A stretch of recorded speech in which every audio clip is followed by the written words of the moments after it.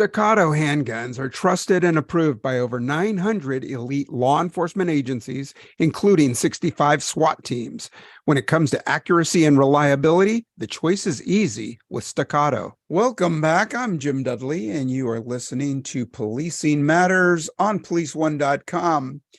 If you work for an agency, can you tell the difference between prostitution, sex work, human trafficking, and people who've been sexually abused as children and find their way to working on the streets? Well, many cities struggle with addressing the issues that impact neighborhoods and communities. How does your department deal with it? Enforcement operations aimed at the workers, aimed at the Johns? Are there prevention efforts? If so, where do you begin? Our guest today is Susan Norris, the founder and former executive director of Rescuing Hope, and has been involved in the fight against sex trafficking in America since 2010. Susan is the author of the novel Rescuing Hope, a member of the Georgia State Human Trafficking Task Force, and a member of the Grace Commission. She is a credentialed victims advocate. Welcome to the show, Susan Norris. Thank you so much for having me. Great. So you are doing some kind of work looking out for a very vulnerable portion of our population. The Cobb County Police Department has an extensive human trafficking unit. How did you become involved with them?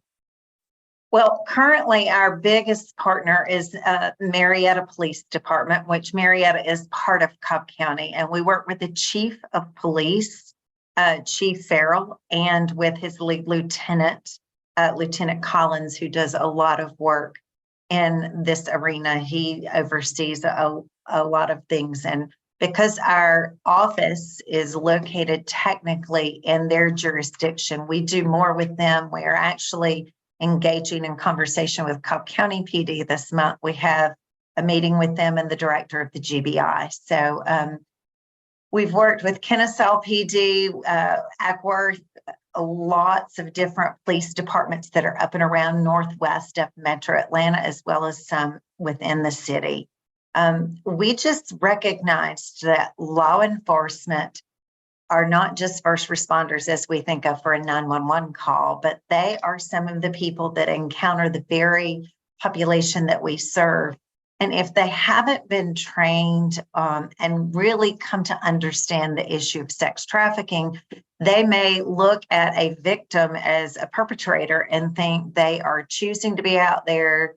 They may call them a prostitute, a streetwalker, or all of the other slang terms that they've heard, if they haven't been brought into and educated on some of the specifics. And our training that we provide for law enforcement specifically comes from a victim-centered approach. And the data that we present to them is a result of working with those victims and having them tell us directly what it's like to engage law enforcement, how they would be more receptive to law enforcement. So that's what we bring to the table. We also recognize the mass amount of complex trauma these victims have experienced and address that with law enforcement as far as how they can approach potential victims.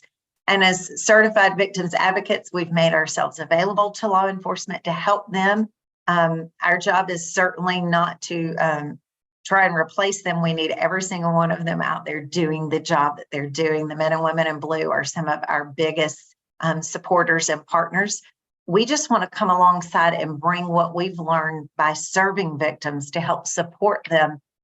Their goal is the same as ours, to get the perpetrators off the streets and to help the victims. So we've been very blessed that even the local sheriff has invited us into the adult detention center, where we've partnered not only with them, but where we can go into the jail and provide some much needed training for potential victims that are incarcerated because of charges they've incurred along the way.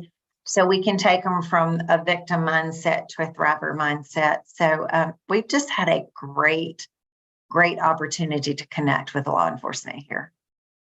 Yeah, I mean, the state of Georgia seems to take a different approach than I've seen in other states, where it's seen as a nuisance. Not much difference is made between the perpetrators and the victims, or the sex trafficked victims, and all the other things that you mentioned they go by. When you talk about victim informed or trauma informed interviewing and the training for police officers, that's so important. Well, the state of Georgia requires students in grades 6 through 12 to receive a human trafficking awareness lesson. Your nonprofit organization, Rescuing Hope, offers Sex Trafficking 101. It helps teachers know what to look out for. How did you develop that course? Again, I'm an educator by trade, and that's really what caused me to start digging into this issue. I was working with middle school students, honestly, as a volunteer sponsor in a club. So I was in the middle school 3-4 days a week with the students. And when I learned about the issue of trafficking in 2010, I realized that one of the young ladies that had come through that club every week, and I had seen her, that she was a victim of trafficking. I actually tracked her family down and verified that.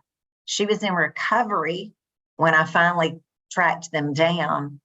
And I started thinking that I'm a mom, I'm female, I'm an educator. That gives me license to be nosier than the FBI. And if I missed all the signs, who else is missing the signs of this in school? And the data in Georgia tells us that 90% of the domestic minor sex trafficking victims that have been served in our state, that have come through Georgia Cares or the Children's Advocacy Center of Georgia, 90% were attending school while they were being groomed, recruited, or lured. So what we do is we go in and educate teachers on what does grooming look like? What does the luring process look like? How might a student manifest in school? And many of those indicators are very similar to substance abuse, domestic violence in the home, just traditional child abuse, as we're all familiar with. But when we see 2, 3, 4, 5 of those stacking, as we call them, on top of each other, you very likely have a trafficking victim or someone who's about to be taken into the sex trade. So we've been able to go into schools. We do Sex Trafficking 101 for the staff. And then we have a program called Reality Check for students that gets them into a large group setting where we present a large group one-time curriculum presentation. And we actually just completed that for Marietta City Schools from 6th through 12th grade, including their alternative school for their at-risk students. And it was amazing, the response that we got back from the educators, from the parents, and from the students themselves saying, I had no idea. Several young ladies came forward and said, I'm going to be more careful. And when we got to the alternative school, there was one teacher who was a former vice cop, and he came up to me and he had tears in his eyes, and he said, I can't thank you enough. I know these kids, and I know there are probably 4, 5, 6 girls in this school that are potentially being trafficked right now based on what you taught. And I also can look around and see signs from some of the young men that they're probably part of the problem, and we need to reach them as well. And so that was really the driving force behind developing the training for educators. Then we developed a training for medical personnel, because 88% of victims are seen in an urgent care, a women's center, or an ER. And they just don't ask them the right questions. And we've partnered with a local hospital corporation here in northwest of Atlanta, Wellstar Hospital. They've actually credentialed our training. And as they've implemented it, they have rescued countless victims out of the emergency departments and the women's centers and gotten them into recovery.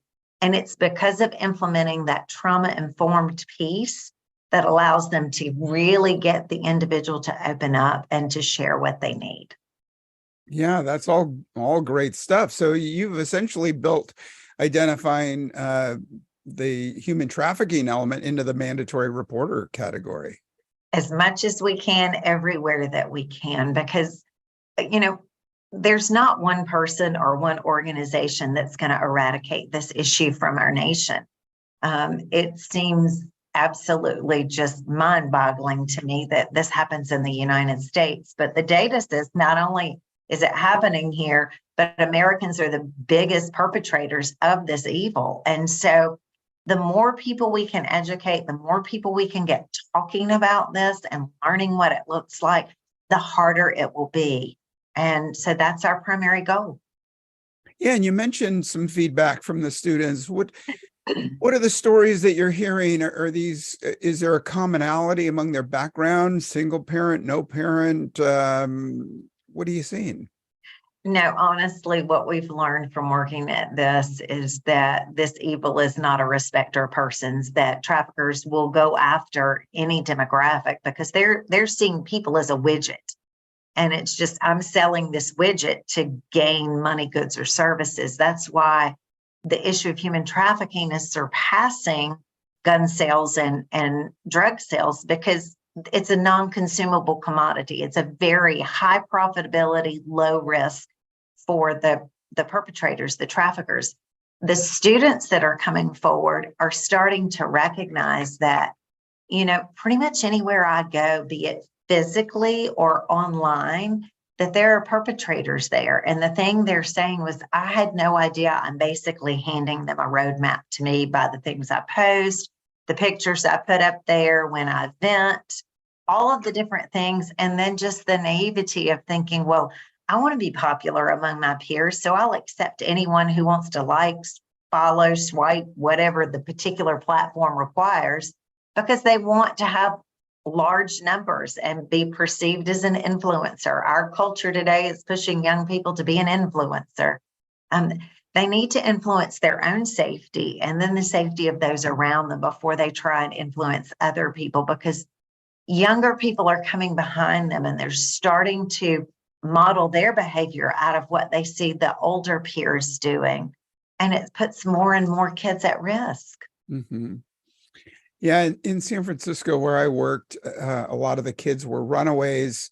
They came to the city because it was, it was a big city, from the suburbs or even out of state. And we'd find them, try to ascertain where they were from, if they had parents or guardians nearby, and otherwise we would contact Children's Protective Services, and that would be that. Are you training law enforcement officers there to have some sort of approach with runaways? So we have some recommended protocols. We recognize that each department has to do whatever they're required to do. But the state of Georgia, one of the reasons that we're one of the front runners in this is because our governor and first lady have taken this issue on as a huge platform for them to plow through. We've passed phenomenal legislation already that has really helped law enforcement and nonprofits like ourselves, but ultimately has helped the victims. And in the process of doing that, our state attorney general, Chris Carr, has established a human trafficking task force within his office where they have special prosecutors, special investigators that are trained in this, and they will partner with the local investigators and prosecutors. And then the Georgia Human Trafficking State Task Force has an arm on that task force that deals with the law enforcement from the local and state level. Then our director of GBI has worked to create their human trafficking task force that deals with labor as well as sex trafficking. So we have so many layers in all areas of government that have built specialty groups within their sphere of influence to work. So the local police officer has the option of reaching out to the GBI and bringing in their specialists through the HEAT team in. They can reach out to the state attorney general to bring their investigator in. So one of the things that we've said is know your resources, know what the state provides to help you, because your typical beat cop, they have to learn the law. They're out there doing trafficking is one piece of all the things that they're doing. So we're always telling them, don't feel like you have to be the expert in trafficking. Just know all the resources that you can pull into your back pocket the instant you think you have something going on. That's why we feel it's so important for us to train not just investigators, but the typical beat cop, because they're the one that are likely going to see things. By the time you got to an investigator, you've got a case you're looking at. But we have found people who have had stops with a traffic stop, a simple something like that, and it turns out to be a trafficking case. Our former GBI director, Vic Reynolds, loves to tell the story where a law enforcement officer stopped this car for a typical traffic violation. And when the officer got there, just picked up on a few things about the way the young lady in the car was dressed versus the guy, the way they talked to each other. So he separated them. And then they brought the GBI in, and they have specialty people who are accustomed to this and came in. All along, they kept asking this young lady, who is that guy? And she kept saying, oh, he's my boyfriend. He's my boyfriend. When the female officer got there and sat beside her and offered her food and was just sitting there having a snack with her, shooting the breeze. And she's like, so who's that guy over there? And the girl goes, oh, he's my owner. And so instantly, because this officer was very well versed on how to get these young ladies to speak and to come forth, they recognized they had a trafficking case and were able to move forward and help this young lady get the resources she needed while locking up the perpetrator. Wow. Wow. That's powerful. And when you talk about the GBI, you're talking about the Georgia Bureau of Investigation. Right? Yes, that is correct. So what have been some of the challenges to the program? Any pushback from teachers or parents or anybody else? Sadly, when you talk about sex trafficking, people think you're talking about sex. They think you're going to go in there and pass out condoms and talk to kids about how to have sex. And if we don't talk about it, they won't do it, which is ludicrous in and of itself. But we're not talking about the mechanics of sex. I tell them when I stand up, we're not talking about puzzle pieces and parts and how they fit together and what your choice or orientation or preference or pronouns are. That's irrelevant when it comes to trafficking. Because a trafficker is going to sell you for whatever someone's willing to pay. They really don't care if you're a homosexual, heterosexual, transgender, or any of the like. So we talk about safety, awareness, and prevention. We talk about steps that students can take to make themselves less vulnerable to a trafficker, things that they can do that make them a harder prospect for a trafficker. Because the reality is no one can make you 100% just protected from traffickers, because they walk everywhere we do, they shop where we do, some of them worship where we do. So what we try to share with these young people is, just like if you're talking about home invasion safety, you tell them to, keep your shrubbery cut away from the windows, put a security sign in, get your guard dog, make sure you don't leave your papers laying at the end of the road. Because if someone's looking to burglarize your house, they're going to look at two. And if one's beautifully manicured lawn has a, security system sign, and they have this sign and Rover sounds more like Cujo, that person's not breaking into that house. But if it's overgrown or a window's cracked or there's papers at the end of the road, it's like, that's easy. I'll be in and out before anyone pays attention. We do the same thing with young people. These are the steps you can take on your social media. This is what you can do for a safety protocol with your devices. This is how you keep them on private and how you share only information with people that you know. And just because you're connected on social doesn't make them a friend. They're still a stranger if you haven't had face-to-face interaction with them. Sure. Hey, I'd like to talk some more about the program and the children involved. But first, I'd like to take a moment and thank our sponsor. Choose the handgun trusted by over 900 law enforcement agencies across the country. With Staccato, you can feel confident knowing you aren't sacrificing incredible accuracy for reliability. Whether you're protecting your family at home or on duty, Staccato has your back. Military and law enforcement receive discount pricing through the Staccato Heroes program. Visit www.staccato2011/heroesprogram.com to learn more. That's Staccato, STACCATO 2011/heroes-program.com. And we're back, and I'm speaking with Susan Norris, the founder and former executive director of Rescuing Hope. And you're the former executive director because you just hired a new one. That good for you. Clean off the plate a little, concentrate on some of the other stuff. You've got employees working. And how effective has the program been? Do you have some sort of data that helps you track the number of people you've talked to, or how do you measure success? We certainly keep account of numbers each year that we present programs to. We're trying to develop right now a tool that we can do to collect progression of understanding of material. The problem is, because we're dealing with school systems and privacy settings for students and all the things that we tell them to do to keep kids safe, they don't just release information to us. We need to keep the students safe. And the fact of the matter is they keep them even safe from us finding out data.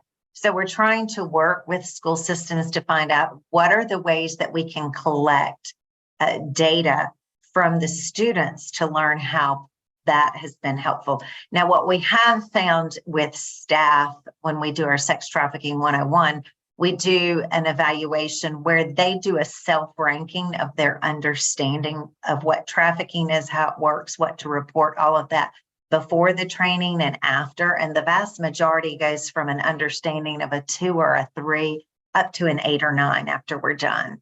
In fact, we almost without exception have someone standing after the training to come up and say, oh my gosh, I've missed a student. I now realize. Same is true with our medical training. We'll have doctors or nurses in the ER who say, oh my gosh, just last week I saw 3 victims based on what you taught me. What can I do? And my response is always the same. You can't be held accountable for what you didn't know before, but now you know what you know. Use it moving forward and share it with your colleagues, because with school systems, teachers move around and they may go to a school or a school system that hasn't been trained. That makes them the expert in that building or in that school system. So share what you know. We also have tons of resources online that allow people to download and share with individuals. We've created a quick action card. This is one of them. It's got just the basics. This one is actually for law enforcement. We make it the size of a credit card when it's folded, so it can go in your wallet. Or if you're a nurse, you can stick it in one of your mini kangaroo pockets on your scrubs. And it just gives you simple things, behaviors to look for, their appearance, specific things to ask, to put them through a very basic inquiry. And if you feel like you've hit someone that is potentially a victim, at that point, if they're a minor, as a mandatory reporter, you have to call. If they're over 18, there are steps you can take so they can call.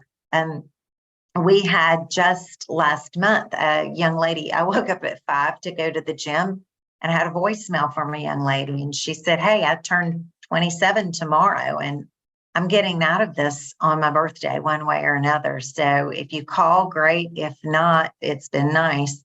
And so I immediately went, well, this is grounds to wake up the caseworker. So I called her, gave her the message, and got her making contact with this young lady and getting her in a cab. She was able to exit the hotel without suspicion and get into a cab and meet our caseworker in the emergency room of the hospital. For safety purposes, I will not allow our caseworkers to go and do a physical rescue. We only allow law enforcement to do that. So in the meantime, I'm calling the chief, I'm calling the lead lieutenant, trying to wake everybody up. Somebody talked to me, ended up merging them both together because they both called me back at the same time. They were wheels up. And by the time our young lady got to the hospital and met with our caseworker, they unleashed the lieutenant and his team, and they went to the hotel where she said the exact room, broke down the door, found a trafficker and arrested him, rescued another young lady, and another trafficker got out the window. But they were able to act swiftly because we've cultivated these great relationships with them. And they know if we say, hey, this is legit, they're going to go and investigate it. Wow. Yeah, those are great success stories. So in the years that you've done this, and from the feedback from your curriculum, what should law enforcement officers know over the past decade? You've talked to law enforcement officers. Did they ever come up and say, wow, that was really revealing when you said X? I think it's the mental health piece and understanding, it's real easy to think of a trafficker as some stupid street thug who's just trying to make a fast buck. But the reality is they're very street savvy. They understand trauma bonds. They understand Stockholm syndrome, and they are masterminds at it. They could rival the people that deal with prisoners of war, honestly. In fact, complex trauma therapists tell us that the victims exhibit the same type of PTSD when they come out of the life as prisoners of war. Mm-hmm. So we know that they are that savvy. So we have to acknowledge that first. And then we have to talk about how a victim would respond to you. Because the officer's thinking, I'm killing myself out here, and I go up and ask her questions. She calls me a stupid pig. She cusses me out. She spits at me. That's not a victim. She's here because she wants to. So we start unpacking the why and the history that is typical of most victims and how they behave. I have a great little skit where I always get the biggest, burliest police officer, usually 6'4", 6'5", and I'm all of 5'4" when I come out of my heels. And I make him do a role play for me in front of all of his peers, and it makes him very uncomfortable. I don't do it to shame him. I want him to recognize how a victim is feeling when someone who is bigger, when someone who has authority and has the leverage. A law enforcement officer has all the authority, all the leverage, and if they're male, they're traditionally bigger than their victim. And they believe in themselves and the victim doesn't. So we talk about what they can do to put themselves on more of a level playing field where the victim does not feel threatened by them, but will start to neuromap them to safety instead of neuromapping them to threat. We all practice neuromapping all day long. We just don't recognize it. Nobody says, oh, hey, how have you neuromapped today? Everybody would be like, what is she talking about? But every time you walk in a room or a building, your head's on a swivel. And if you're law enforcement, it's probably on a swivel as much as a victim, because you're at threat all the time, especially in this culture that we live in today. Our men and women in blue are threatened almost as much as those they're protecting. So we all choose in every single situation, is this a situation that is safe for me or is it threatening? And then we're going to respond accordingly. Mm-hmm. We have traffickers who have told their victims that law enforcement's pigs, that they're going to hurt you, they're going to lock you up, they're going to beat you. They may rape you in the backseat of their car and still arrest you. They're trying to break up the family. Don't let them, don't give them my name. They'll just take me away from you, and I love you, and all of this, just layer upon layer upon layer. Mm-hmm. So by the time she encounters you, she looks at you and instantly thinks threat. You haven't even opened your mouth, mm-hmm. and she's thinking threat. So we teach them ways to peel back the layers of that so that it's just an even Steven. This is just a person talking to me. They're not going to hurt me. They may not help me. And we teach them the types of questions, how to phrase things, physically how to be, what to wear, when to approach, when to bring a female into that conversation. Mm-hmm. And the more you do that on the front side of things, the more you'll get from them on the back side. We also need to teach them, and this was a big aha moment for law enforcement, is when you experience complex trauma, your thinking brain, the frontal lobe, the part of the brain that goes 1, 2, 3, 4, 5, 6, 7 sequence and understands how things happen, that shuts off like that when you're in flight or fight mode. So the part of the brain that works, it's the emotional part of the brain. It's the smelling, tasting, thinking, seeing, all of your 5 senses. That's what you can do. So if you ask questions that are one of those questions versus tell me what happened, because they're in trauma brain, they can't in that moment tell you what happened, mm-hmm. but they can tell you, I heard a train when this was going on. They can tell you, I heard loud music on the floor below, which may be that this place was above a club, or they can give you those types of answers. They can give you smells. They can give you that And you can put the places together. Well, if you hear train tracks and you smell coffee and, you hear this noise, well, they can figure out pretty quick where in Atlanta you might be or where in San Francisco you might be, because they know their beat. They understand where the coffee shops are, where the trains run and all of that.